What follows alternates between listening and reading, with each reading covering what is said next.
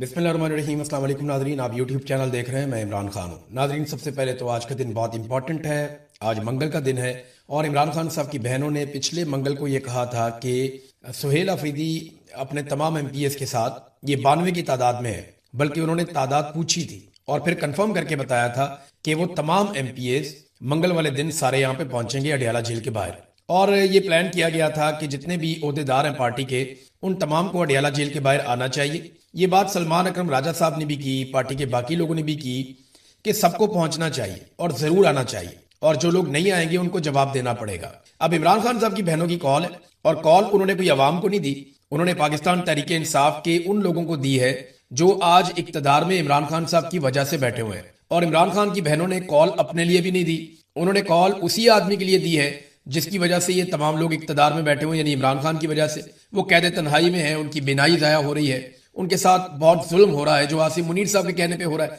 क्योंकि इमरान खान साहब ने खुद कहा था कि मुझे कुछ भी हो जाए तो आपने बदला आसिम मुनीर से लेना है, मुझे या मेरी बीवी को कुछ हुआ तो जिम्मेदार आसिम मुनीर होगा। ये इमरान खान साहब ने एक मरतबा नहीं कई मरतबा कहा। अब इमरान खान साहब की बहनों ने आज के दिन के लिए ऐलान किया हो। अब देखना यह है कि सब लोग पहुंचते हैं, कैसे पहुंचते हैं और क्या मनाजर हम देखते हैं। क्योंकि इससे पहले शहबाज शरीफ साहब ने अचानक से राब्ता कर लिया सुहेल अफरीदी से। अब लाजमी बात है, कोई शहबाज शरीफ साहब ने इसलिए तो राब्ता नहीं किया होगा कि वो इमरान खान साहब से मुलाकात करवा देंगे, क्योंकि वो तो फील्ड मार्शल ने फैसला करना है। शहबाज शरीफ साहब ने तो पहले कहा पूछ के बताऊंगा। अब पता नहीं पूछने पे उन्हें कितनी डांट पड़ी है, जिसके बाद दोबारा उन्होंने पूछने की कोशिश ही नहीं की। हुकूमत ने क्या किया कि रावलपिंडी में दफा 144 नाफज कर दी है और अडियाला की तरफ किसी भी किस्म के इज्तिमा पर पाबंदी लगा दी है। इसके बारे में बाकायदा एक्सप्रेस न्यूज में और जितने भी पाकिस्तान के अंदर मीडिया चैनल्स हैं, तमाम ने इस खबर को छापा है और कैटेगोरिकली बताया कि रावलपिंडी में दफा 144 नाफिज कर दी गई, हर किस्म के इज्तिमात पे पाबंदी लगा दी गई।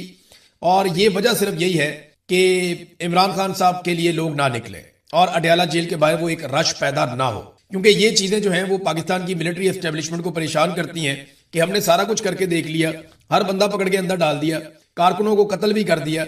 इसके बावजूद जब इमरान खान साहब कॉल देते हैं या उनकी बहनें कॉल देती हैं तो लोग क्यों आ जाते हैं। अभी ये पब्लिक को कॉल नहीं दी गई, ये कॉल दी गई है उन लोगों को जो बेनिफिशियरी हैं इमरान खान साहब की सियासत के। अब सवाल ये पैदा होता है कि क्या वो लोग जाएंगे। देखें ना, गिरफ्तारी है ना सिर्फ, और क्या है। इमरान खान साहब भी गिरफ्तार है, उनकी अहलिया भी गिरफ्तार है। अब इनमें से कोई इमरान खान से तो बड़ा नहीं है ना। अगर इमरान खान साहब गिरफ्तारी दे सकते हैं और इतनी सख्त जेल काट सकते हैं तो ये लोग तो इमरान खान के बेनिफिशियरी हैं, इन्हें भी फिर जेल काट लेनी चाहिए। तो इनको आज बड़े इम्तिहान में डाल दिया गया। देखें इनके साथ क्या होता है या ये क्या करते हैं। एक और खबर नाजरीन चलवाई जा रही है, और ये खबर कुछ ऐसे लोगों से चलवाई जा रही है जो लोग मशहूर हैं इस हवाले से कि जब भी कभी किसी चीज का माहौल बनाना होता है या पब्लिक को चेक करना होता है तो ये लोग खबरें मार्केट के अंदर फेंकते हैं। खबर मार्केट में ये फेंकी जा रही है कि एक और आईनी तरमीम करके फील्ड मार्शल आसिम मुनीर साहब सदर पाकिस्तान बनना चाहते हैं, और वो ये चाहते हैं कि सदर का ओहदा उनके पास रहे। ये मुबैना तौर पे वो लोग कह रहे हैं जो मार्केट में खबरें फ्लोट करने के मास्टर हैं, और उन्होंने कहा कि ये आईनी तरमीम भी करवा ली जाएगी। अच्छा, मेरे ख्याल में इतना कोई सौखा काम नहीं है, लेकिन फिर भी मेरी ये ख्वाहिश है कि अगर फील्ड मार्शल आसिम मुनीर ये चाहते हैं कि वो सदर पाकिस्तान बने तो फिर बने एक दफा, उन्हें आटे और दाल का भाव पता चले। क्योंकि जब वो सदर पाकिस्तान बनेंगे ना तो फिर वो फौजी यूनिफॉर्म के पीछे छुप नहीं सकेंगे। फिर अवाम उन पर बिल्कुल वैसे ही तनकीद करेगी जैसे एक सियासी आदमी के ऊपर तनकीद की जाती है। फिर अवाम वैसे ही सवालात पूछेगी जैसे एक सियासी आदमी से सवालात किए जाते हैं। अब वो देखें ना, पाकिस्तान में आप ब्यूरोक्रेट से सवाल कर सकते हैं, सरकारी मुलाजमीन को पूछ सकते हैं, अगर आप ताकतवर हैं तो थोड़ा और ऊपर जाके पूछ सकते हैं, लेकिन आप आर्मी चीफ को नहीं पूछ सकते पाकिस्तान में। उनके आगे आप सवाल भी नहीं कर सकते उनकी मर्जी के बगैर। ये एक मुकद्दस गाय बनाया हुआ है ना इस ओहदे को। तो जब ये किसी दूसरे ओहदे पे आएंगे तो इनको आटे दाल का भाव पता चलेगा। लेकिन ये इतना आसान नहीं है। आसिफ अली जरदारी साहब को कम से कम जो देना पड़ेगा वो बिलावल जरदारी को वजीर आजम बनाना पड़ेगा। तो क्या शहबाज शरीफ इसके लिए तैयार है? क्या नवाज शरीफ इसके लिए तैयार है? पाकिस्तान का इन लोगों ने भट्टा बिठा दिया है, इकोनॉमी मुकम्मल तौर पर तबाह कर दी है, कर्जे इतने ज्यादा ले लिए हैं कि कोई भी हुकूमत आकर इन कर्जों को नहीं उतार पाएगी। महंगाई इतनी बढ़ा दी है कि अब ये महंगाई कम नहीं हो पाएगी। जो कम करने की कोशिश करेगा वो मुल्क को दिवालिया कर देगा। ये मैं आपको सही बात बता रहा हूं। आज अगर ये इमरान खान को लाके हुकूमत दे दें तो 10 साल से पहले ये इकोनॉमी अब ठीक नहीं हो सकती जो इन्होंने इसके साथ कर दिया है। 4 साल में इन्होंने इतना कर्जा लिया जितना कर्जा पाकिस्तान बनने के बाद से लेकर अब तक हमने 70 साल में लिया था। जो कर्जा पाकिस्तान ने 70 साल में लिया उतना कर्जा इन्होंने 4 साल में लिया।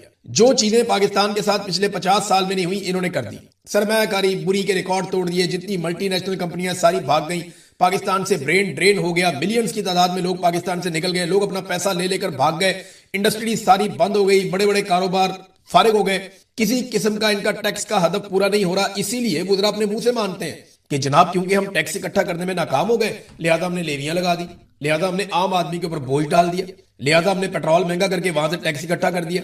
और मैं परवेज रशीद साहब को देख रहा हूं, ये गलतफहमी रही हम लोगों को कि परवेज रशीद कोई एंटी एस्टेब्लिशमेंट आदमी है, या हमें ये गलतफहमी रही कि परवेज रशीद जो है वो एक सच बोलने वाला आदमी है।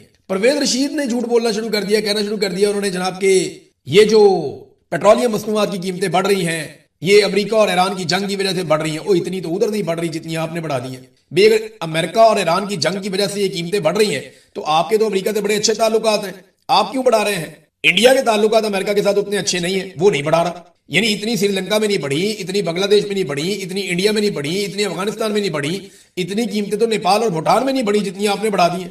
बेड़ा गर्क कर दिया आपने पाकिस्तान का, पाकिस्तान के लोगों का, और आम आदमी की आपने कमर तोड़ दी। और आप गिलेमू के साथ कह रहे हैं कि जनाब नहीं, ये तो वहां जंग चल रही है, जंग की वजह से नहीं है। आपके वुज़रा खुद मान रहे हैं कि ये जंग की वजह से नहीं है, ये हमारी नालायकी की वजह से है कि हम टैक्स इकट्ठा नहीं कर पाए, लिहाजा अब हम लोगों का खून निचोड़ रहे हैं, हम पेट्रोल महंगा कर रहे हैं, महंगाई का एक तूफान लेकर आ रहे हैं। देखिए ना इन्होंने पाकिस्तान के साथ किया क्या, दोनों भाइयों ने, नवाज शरीफ ने और शहबाज शरीफ ने। वैसे इसमें जरदारी ने भी हिस्सा डाला है, इसमें परवेज मुशर्रफ ने भी हिस्सा डाला है। सिर्फ एक लीडर इस मुल्क में आया इमरान खान जिसने इसमें हिस्सा नहीं डाला, बल्कि उसने इसमें कोशिश की कि कौम को इसमें से निकाले। और इसी वजह से पाकिस्तान की मिलिट्री एस्टेब्लिशमेंट उसकी दुश्मन हो गई, क्योंकि उनके लोगों के भी खांचे लगे हुए हैं। तो हर जगह पे जो है ना सबके खांचे लगे हुए हैं। ये जो आईपीपी वाला मामला है, इसके ऊपर मैं एक स्पेशल वीलॉग करने वाला हूं, थोड़ा सा काम रह गया, मुकम्मल करके फिर इसको तफसीली एक वीलॉग आपके सामने रखते हैं। तो बिजली सार्फिन से 3 सालों में 19 खरब वसूल किए गए, यानी 1900 अरब रुपया बिजली सार्फिन से 3 सालों में मौजूदा सरकार ने वसूल कर लिया। और ये टैक्स का पैसा है, ये इजाफी टैक्स वसूल किया, ये बिजली की कीमत नहीं है। बिजली के ऊपर जो टैक्स वसूल किया, जो इजाफी टैक्स वसूल किया, वो 3 सालों में 1900 अरब रुपया वसूल कर लिया इन्होंने, 19 खरब रुपया, आप अंदाजा करें। और पाकिस्तानियों को इन्होंने कहा था कि हम तो 300 यूनिट तक बिजली मुफ्त देंगे। इन्होंने कहा था कि जनाब हम तो आपको पेट्रोल लेने के लिए आप जाया करेंगे तो मोटरसाइकिल वाले को पैसे नहीं देना पड़ेगे। इस किस्म के वादे करके इनका मंशूर मैंने निकाला है पीएमएलएन का और पीपल्स पार्टी का। मैं एक आधे दिन में आपको मंशूर भी इनका पढ़ के सुनाता हूं, आपको बताता हूं इन्होंने क्या वादे किए थे और कौम के साथ इन्होंने क्या किया है। बहरहाल पाबंदी सिर्फ पाकिस्तान में एक ही बात पे है कि इमरान खान को बस उसकी आवाज ना आए, उसकी तस्वीर ना आए, जो आदमी उसके हक में बात करे वो बात नहीं सुनाई देनी चाहिए। कोई भी चीज जो इमरान खान से रिलेटेड है वो पब्लिक तक नहीं पहुंचनी चाहिए, बस इस एक बात पे पाबंदी है। बाकी आपने जो लुटमार करनी है आप करें। ये देखें ना बिजली सार्फिन से इन्होंने कितनी लुटमार की है, 3 सालों में 19 खरब वसूल कर लिए। वो इस्लामाबाद में 12 अरब रुपए का एक स्कैंडल भी आ गया जिसके अंदर कुछ ब्यूरोक्रेट भी मुलविस है। और गेम क्या डाली जनाब, पेट्रोलियम मसनूआत जो है इनको जखीरा करते हैं, इसके ऊपर मुनाफा कमाते हैं, लाओ अपना अपना पैसा जमा कराओ। कई लोगों ने हराम का पैसा कमाया हुआ था, 17वें 18वें 19वें ग्रेड के ऑफिसर, उन्होंने अपना पैसा इधर लगा दिया, बेचारे रोला भी नहीं डाल सकते कि अब बताना पड़ेगा ना पैसा आया कहां से। भाई जिसने करोड़ों रुपया लगाया वो तनख्वाह में से तो नहीं लगा सकता।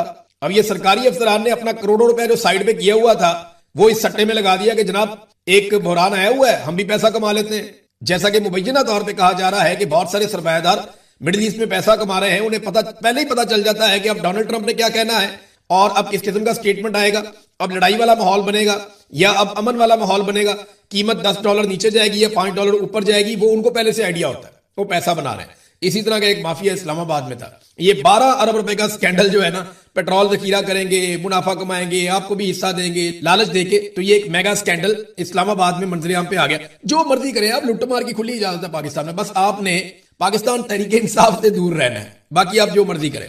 फजलुर रहमान साहब को आज समझ आई होगी, जैसे कि जरदारी साहब को अब समझ आ रही है, जैसे कि बिलावल को अब समझ आ रही है कि ब्रूट मेजोरिटी होती क्या है। जब डंडा दे के इनसे करवाया जाएगा ना आईनी तरमीम पे दस्तखत, जब 28वीं आईनी तरमीम पे इनसे दस्तखत करवाए जाएंगे और इनसे वोट लिए जाएंगे, तो तब इन्हें मजा आएगा और पता चलेगा कि ब्रूट मेजोरिटी होती क्या है। फजलुर रहमान साहब को सबने समझाया। मैंने उस वक्त भी कहा था कि बारी बारी सबकी बारी, लेकिन उस वक्त इनकी मौजें लगी हुई थी, इनको मजे आ रहे थे। आज फजलुर रहमान साहब कौमी असेंबली में तकरीर कर रहे थे, उनकी आवाज ही काट दी। आप अंदाजा करें कि फजलुर रहमान की भी आवाज बंद कर दी, जिसने इमरान खान की हुकूमत गिराने में मरकजी किरदार अदा किया था और एस्टेब्लिशमेंट का सबसे मेन मोहरा बना था। फजलुर रहमान साहब ने मेन मोहरे के तौर पे अपनी ड्यूटी की थी और उस वक्त इमरान खान की हुकूमत गिराने में सबसे कलीदी किरदार अदा किया था। आज जनाब कौमी असेंबली में इजहार ख्याल कर रहे थे, जब तक मीठी मीठी बातें की तब तक चलता रहा मामला जैसे ही तनकीद शुरू की उनकी आवाज बंद कर दी गई। ये सबके साथ होगा, ये जरदारी के साथ भी होगा, नवाज शरीफ के साथ भी होगा, उनके बच्चों के साथ भी होगा।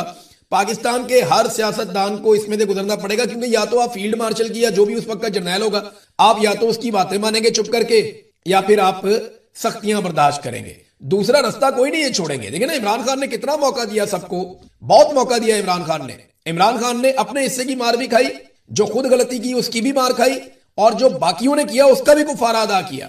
इमरान खान ने लगभग पाकिस्तान की सारी सियासी क्रीम का कुफारा अदा कर दिया, इतनी मार खाई। और इन सारों को बार बार मौका दिया कि आओ मिलकर बैठ जाओ, मिलिट्री एस्टेब्लिशमेंट को वापस बैरकों में भेजते हैं। जिस वक्त आसिम मुनीर की एक्सटेंशन का मामला चल रहा था, तो पीएमएलएन को इस बात का खतरा था, और उनके लोग ये कहते थे कि अगर हमने आसिम मुनीर साहब को एक्सटेंशन ना दी तो वो पीटीआई के साथ मिलकर हमारी मंजी ठोक देंगे।